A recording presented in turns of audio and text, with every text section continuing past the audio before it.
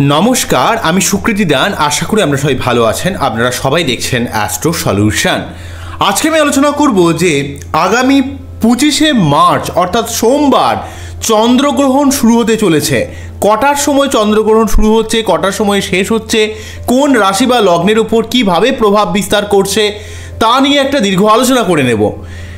মূল আলোচনা আসার আগে আপনাদের জানিয়ে রাখি, অ্যাস্ট্রো সংক্রান্ত নিত্য নতুন টিপস পেতে আমার এই অ্যাস্ট্রো সলিউশন চ্যানেলকে সাবস্ক্রাইব করুন এবং পাশে থাকা বেল আইকনে ক্লিক করুন।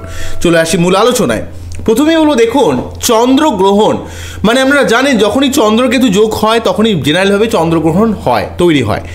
অর্থাৎ এখানে মহাজাগতিক দিক থেকে দেখতে গেলে অ্যাকচুয়ালি চন্দ্রগ্রহণ, চন্দ্র, সূর্য এবং পৃথিবী যখন একই সরলরেখায় চলে আসে তখনই কিন্তু চন্দ্রগ্রহণ যেভাবে হয়। যে কোনো গ্রহণ সেই কারণেই কিন্তু হয়ে থাকে। তো যাই হোক, চন্দ্রগ্রহণ আমাদের অ্যাস্ট্রোলজিক্যালভাবে চন্দ্র আমাদের মন মানসিকতার কারক গ্রহ।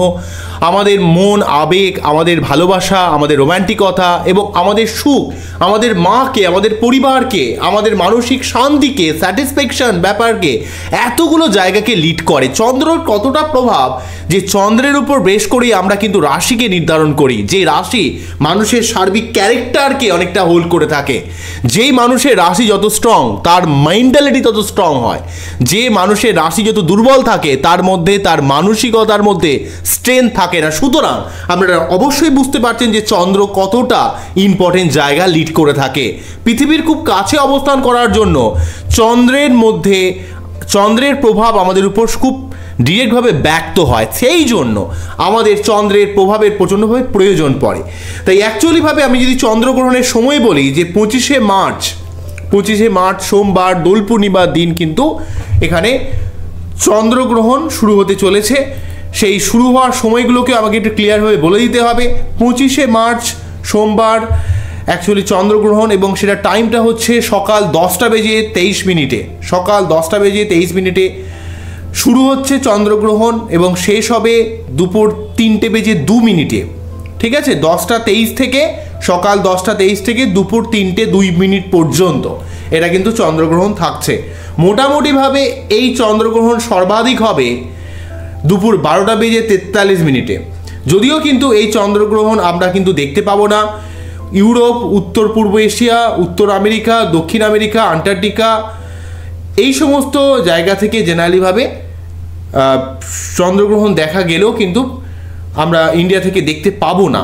কিন্তু তার সত্ত্বেও চন্দ্রগ্রহণ যেহেতু অ্যাস্ট্রোলজিক্যালভাবে বিশেষভাবে প্রভাব বিস্তার করে, তাই এই সোমবারগুলোতে আপনাদের মন মানসিকতার মধ্যে সাবধানতা অবলম্বন করতে হবে। যাদের বাচ্চাদের চন্দ্রের অবস্থান খুব খারাপ তাদের কিন্তু কিছুটা ডিপ্রেশনের সম্ভাবনা ক্রিয়েট করবে। তবে এই যোগটা কোনো রকম যজ্ঞ করার ক্ষেত্রে, যারা নারায়ণ পুজো করবেন, যারা বাড়িতে সত্যনারায়ণ পুজো দেবেন বা পুজো অর্চনার ক্ষেত্রে ভালো, কোনো রকম তন্ত্রের কাজের ক্ষেত্রে কিন্তু এই যোগটা খুবই শুভ হিসেবে মানা হয়। কিন্তু অ্যাকচুয়ালি এই যোগটা আমাদের মাইন্ডের মধ্যে খুব একটা ডিপ্রেশনের সঞ্চার করে।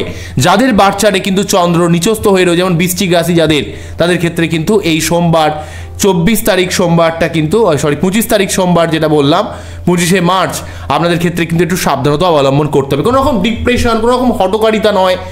সোমবার দিন 25শে মার্চ কিন্তু আপনাকে একটু সাবধানতা অবলম্বন করতে হবে যে সমস্ত রাশি বা লগ্নের ক্ষেত্রে। সেটা হচ্ছে কর্কট রাশি বা লগ্নকে যেহেতু তৃতীয়ভাবে তৈরি করছে এবং যেহেতু আপনাদের রাশিপতি বা লগ্নপতি তাদের ক্ষেত্রে সাবধানতা অবলম্বন করতে হবে। বৃশ্চিক রাশি বা লগ্নের ক্ষেত্রে যেহেতু সে নবমপতি এবং যেহেতু এইটা 11th হাউসে তৈরি করছে, অর্থের ব্যাপারে আপনাকে সাবধান হতে হবে। মকর রাশি বা লগ্নের ক্ষেত্রে যেহেতু সপ্তমপতি নবমভাবে এই যোগটা তৈরি করছে, তাই আপনাকে কিন্তু বৈবাহিক সম্পর্কের ব্যাপারে সাবধান হতে হবে। মীন রাশি বা লগ্নের ক্ষেত্রে যেহেতু আপনাদের ক্ষেত্রে চন্দ্র পঞ্চমপতি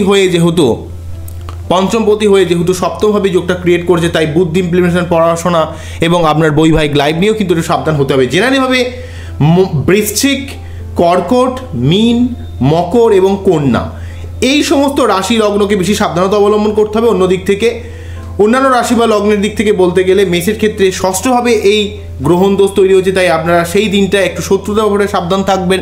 বৃষ রাশি বা লগ্নের ক্ষেত্রে পঞ্চমভাবে তৈরি করার জন্য প্রেমের জায়গায় কিছু ঝামেলা, রোম্যান্টিকতা অর্থাৎ আপনার লাইফ পার্টনারের সঙ্গে কিছুটা সমস্যা বা আপনার ক্ষেত্রে কিছুটা বুদ্ধি ইমপ্লিমেন্টেশন সেদিন সমস্যা ক্রিয়েট করতে পারে। মিথুনের ক্ষেত্রে পরিবার কেন্দ্রিক কিছু সমস্যা ক্রিয়েট করতে পারে।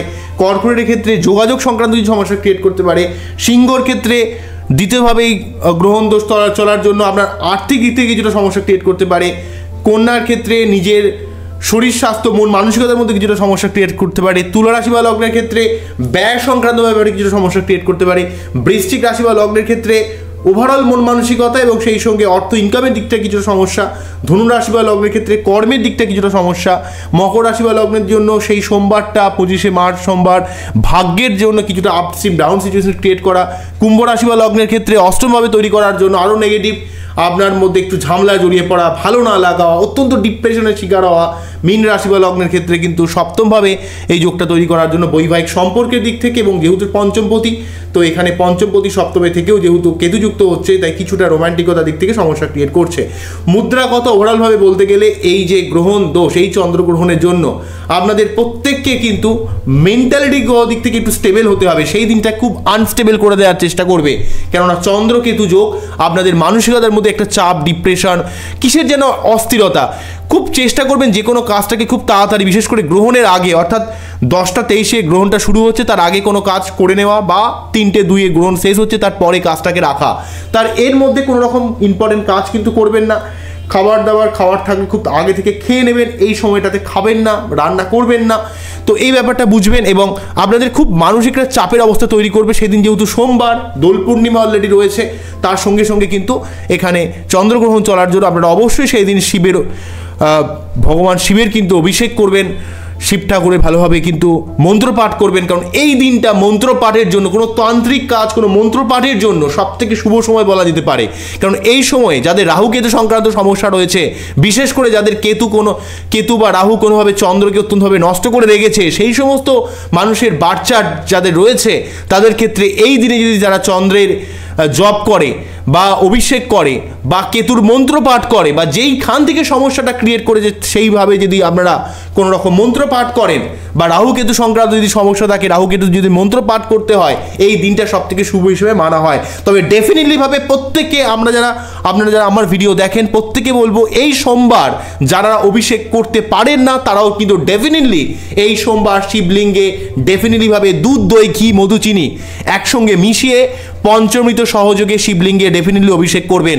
যদি সম্ভব হয় ডাবের জলও দিতে পারেন, ডাবের জল দিয়ে অভিষেক করতে পারেন, গুড় জল দিয়ে অভিষেক করতে পারেন, কিন্তু অভিষেক অবশ্যই করবেন যারা আমার এই ভিডিও দেখছেন, যারা বিদেশে থাকেন, যাদের ক্ষেত্রে এত উপকরণ, এত মেটেরিয়াল জোগাড় করা সম্ভব নয়, তারা অবশ্যই দুধ চিনি দিয়েও মিশিয়েও কিন্তু অভিষেক অবশ্যই করবেন। অভিষেকটি যেন ডেফিনেটলি আপনারা করবেন, অভিষেক করতে ভুলবেন না। আর সমস্ত ইম্পর্টেন্ট কাজগুলো কিন্তু এই 10টা 23-এর আগে অথবা 3টে 2 মিনিট পরে ইন্ডিয়ান টাইমে বলছি, তারা কিন্তু করে নিতে চেষ্টা করুন। এই সময় ইন্ডিয়ান টাইম ওয়াইজ 10টা 23, সকাল 10টা 23 থেকে 3টে 2 মিনিট পর্যন্ত কোনো কাজ কিন্তু করবে না। ইম্পর্টেন্ট কাজগুলোকে একটু অ্যাভয়েড করার চেষ্টা করুন এবং মন মানসিকতার মধ্যে একটু প্রসন্নতা বিরাজ করতে চেষ্টা করুন। যাদের চন্দ্র অত্যন্ত ডিস্টার্ব, তাদের ক্ষেত্রে মন মানসিকতার মধ্যে একটু বিষণ্ণ ব্যাপার, রাগ জেদ ব্যাপার তৈরি করা, ভালো না লাগা, মনের মধ্যে একটা অত্যন্ত অশান্তি ক্রিয়েট করে দেওয়ার একটা ব্যাপার কিন্তু থাকবে। সেই জন্য আপনার যে রাশি, যে লগ্নই হোক না কেন, চন্দ্রের যদি কোনো রকম সমস্যা থাকে, অবশ্যই মুক্ত পড়ে সেই চন্দ্রের অবস্থানটাকে ঠিক করার চেষ্টা করবেন।